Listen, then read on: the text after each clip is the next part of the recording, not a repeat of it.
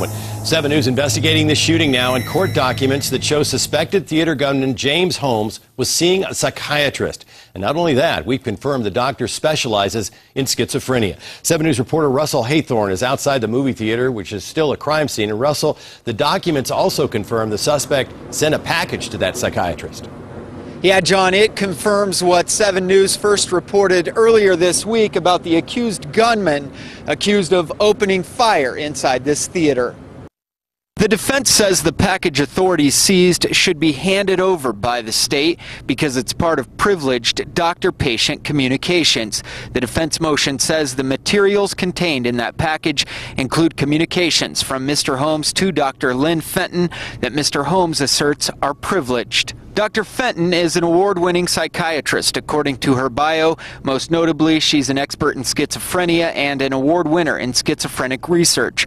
Her clinical work includes providing medication and psychotherapy for 15 to 20 grad students per week. In addition, she has worked closely with the Veterans Hospital. In their response, prosecutors admitted to taking possession of a package, but objected to handing it over. Prosecutors say the defense motion makes assumptions based on dubious validity of news reports.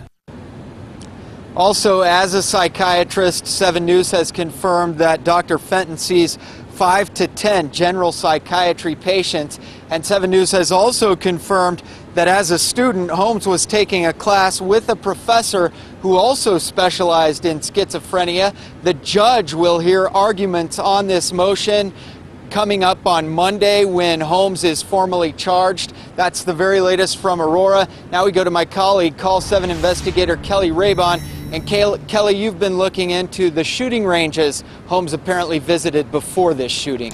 That's right, Russell. Agents from the FBI and ATF are following what they believe could be the trail of James Holmes into the mountains, trying to determine if the accused gunman drove more than 2 hours away from his Aurora apartment to practice shooting his guns. Byre Canyon Rifle Range is a free, unsupervised public shooting range operated by the Colorado Parks and Wildlife, about 3 miles outside of Hot Sulphur Springs. We're learning that several small business owners in Grand County have been contacted by the feds, businesses ranging from gun stores to motels.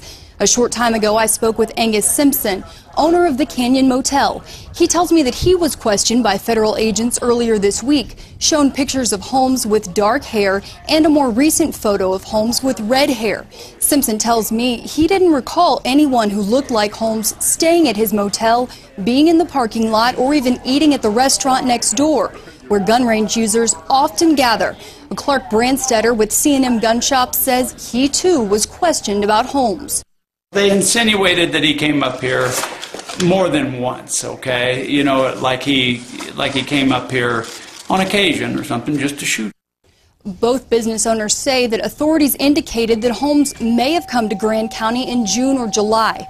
The hotel owner also tells me that he requires guests to show valid ID when checking in, so it would be difficult for Holmes to use an alias. He's asked the feds for a list of Holmes' associates to check those names too. So far, those other names have not been provided.